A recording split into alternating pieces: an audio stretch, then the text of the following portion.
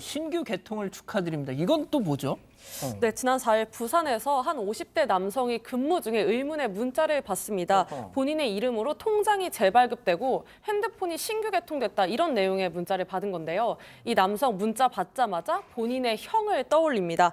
알고 보니까 이 형은 과거에도 동생인 척 위장을 해서 2차례나 주민등록증을 발급받은 적이 있었던 형이라고 하는데요. 이 형제는 사실 10년간 인연을 끊고 살던 형제라고 합니다.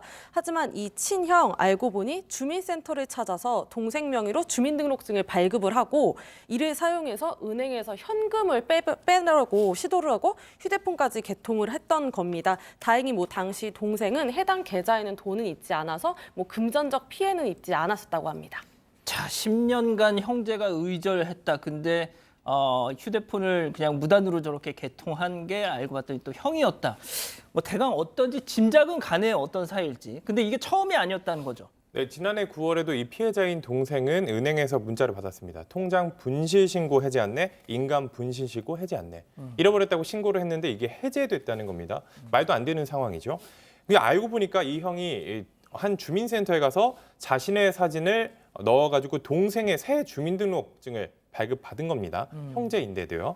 그래서 이제 동생 계좌에서 300만 원을 인출했고 다행히 이 동생이 알게 돼서 은행에 신고를 해서 300만 원을 돌려받았는데 그 뒤에 또 다른 주민센터에 가서 이 형이 다시 비슷한 범죄를 저지릅니다. 그래서 은행 두 곳에 방문해서 180만 원을 이번에는 인출을 했는데 이 돈은 현재까지 돌려받지 못하고 있다고 합니다. 야, 진짜 동생 명의를 도용한 친형 또 매번 이 다른 주민센터를 찾아다니면서 신분증 위조를 3번이나 했다. 10년도 연락도 안 한 그 의절한 상황에서 이 정도면 거의 이건 형이 아니라 왼수인데요, 진짜. 네? 재밌는 그 표현이 있었잖아요. 동생은 보자마자 형이라고 생각했다. 그러니까 이제 그렇죠. 이런 거를 한두 번 한 게 아니라 제 생각엔 이 동생의 나이가 지금 보니까 50대예요. 상당히 나이가 있는데도 그러네요. 보자마자 또 형이구나. 그러니까 평생 이런 패턴을 반복한 형인 거죠. 그래서 또 형인데 이 동생은 10년 동안 이 형을 지금 이제 의절을 하고 형이라고 생각을 안 하는데 문제는 형의 행동을 보면 형은 동생을 여전히 동생이라고 생각을 하는 거예요. 그래서 우리가 남이가 이런 생각이 들면서 내가 지금 돈도 없고 신용도 안 좋으니까 동생 네가 나를 위해서 이 정도는 희생을 해야지. 그래서 300만 원을 또 하고 바로 걸렸는데도 불구하고 며칠 있다 또 180만 원 똑같이 하고 또 1년도 안 돼서 또 이런 행동을 하고 반복을 하니까 동생 쪽에서는 형하고 완전히 의를 끊고 살고 싶은데 형은 자기가 궁핍해질 때면 동생을 핏줄이라는 이유로 이용하는 거죠. 그러니까 사실은 형도 동생을 가족으로 생각하는 게 아니라 이용 대상으로 보는 거겠습니다. 근데 진짜 생각만 해도 좀 너무 싫겠네요, 진짜. 아니 그런데 저는 여기서 궁금한 거 하나.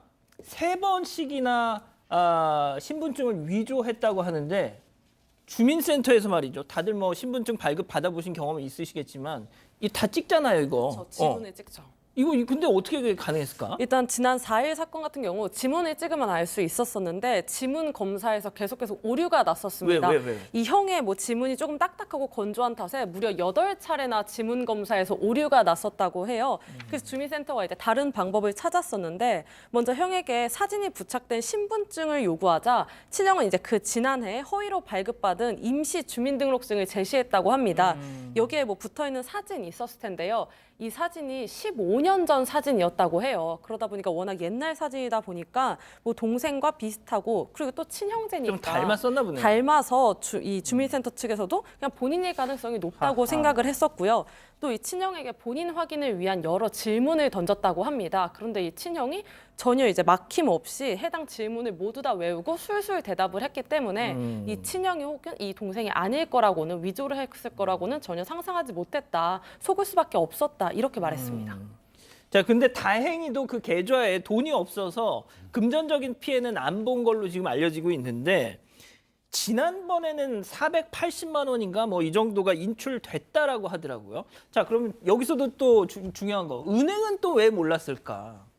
일단 요즘에 저희 은행 거의 잘 안 가지 않습니까? 엄지손가락 하나면 다 할 수 있기 때문에 잘 안 가게 되는데 이제 신분을 확인해야 될 필요가 있거나 비밀번호 바꿔야 될 필요가 있으면 은행에 가서 이제 신분증을 제출하고 이제 관련 절차를 밟습니다.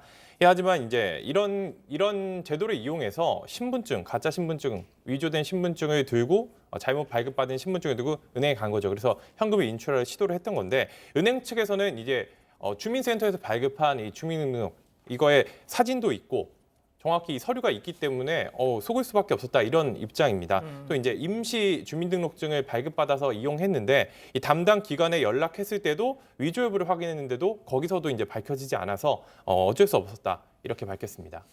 변호사님 지금 얘기를 들어보니까 뭐 일단 은행은 주민센터를 믿었다 이렇게 얘기하는 것 같은데 글쎄요 저는 굳이 경중을 따지자면 주민센터가 조금 더 잘못한 게 아닌가 싶은데 말이죠. 주민센터가 어떤 부분을 잘못했다라고 봐야 될까요? 그러니까 피해를 입었다고 볼 수 있는 동생에게 직접적으로 주민센터가 뭘 잘못한 건 아니잖아요. 그러니까 법적으로 따져봤었을 때는 물론 동생 입장에서야 왜 형한테 그걸 내줬냐고 분명히 말할 수가 있는데 비슷한 사례에서 소송이 한 번 있었긴 해요. 그래요? 2017년도에 주민센터에서도 다른 사람에게 주민등록증을 발급을 해준 적이 있었고 그걸 내가 왜 이 남의 이름으로 주민등록증을 내줬냐라고 해서 명의 도용한 사람이 손해배상 청구를 했습니다만 국가 배상 청구를 한 것이죠. 그런데 이게 속았다는 것과 그러니까 주민센터가 속았다는 것과 주민센터가 이 피해를 입은 사람에게 잘못을 했다는 부분은 법적으로 좀 분리가 되는 겁니다. 아하. 그래서 주민등록증을 발급해 준 것 그 자체만으로 뭔가 바로 손해가 있었던 것도 아니잖아요. 그걸 이용해서 다른 데 가서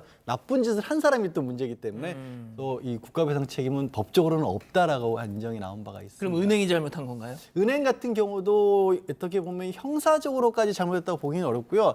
저것도 나중에 아마도 이제 내 돈을 내줬다. 그러니까 계좌 주인이 난데 왜 남의 돈을 함부로 다른 사람에게 줬냐라고 은행에 청구를 하면 은행이 이중으로 돈을 지급해 줘야 될 가능성도 있어요. 민사상으로는. 그렇기 때문에 돈을 지급해야 된다라는 얘기는 뭐냐면 잘못한 건 없다는 거죠. 손해를 보긴 볼지는. 은행이 손해를 볼 수 있을지언정.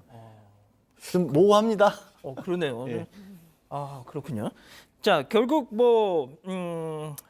자, 처벌할 수 있는 방법이 그러면 아무것도 없는 거예요. 이 아니, 친형이라는 그렇진 사람? 않아요. 그렇진 않아요. 일단 이 갑자기 사람 막 저도 화가 나네요. 이 사람 같은 경우 다른 사람 신분증이잖아요. 동생일지언정.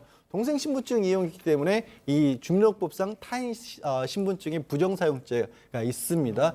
그리고 이제 여기서 부정사용이라고 하는 부분이 결국에 신분 확인하려고 하는 건데 은행 가서 비밀번호 바뀌려고 이 사람이 이 신분증 있는 사람이 나다라고 거짓말한 거잖아요. 분명히 형사처벌의 대상이 되는 거고요. 다른 그 사문서 위조 같은 경우도 은행에 자기 이름으로 신청을 한 게 다른 사람이 영이 문서를 만든 거잖아요. 문서 위조와 행사죄도 가능합니다. 그렇군요.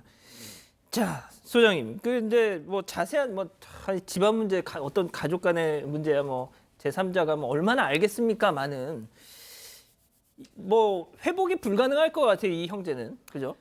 그러니까 이제 어떤 관계든지 회복의 가능성을 저희가 다 닫아둘 수는 없죠. 어느든 관계 회복이 있을 수 있는데 제가 이제 우려하는 거는 한국 사회에서는 가족은 굉장히 늘 친밀해야 되고 다 양보해야 되고 내 거를 줘야 되고 같이 나눠야 되고 이런 어떤 정서가 있죠.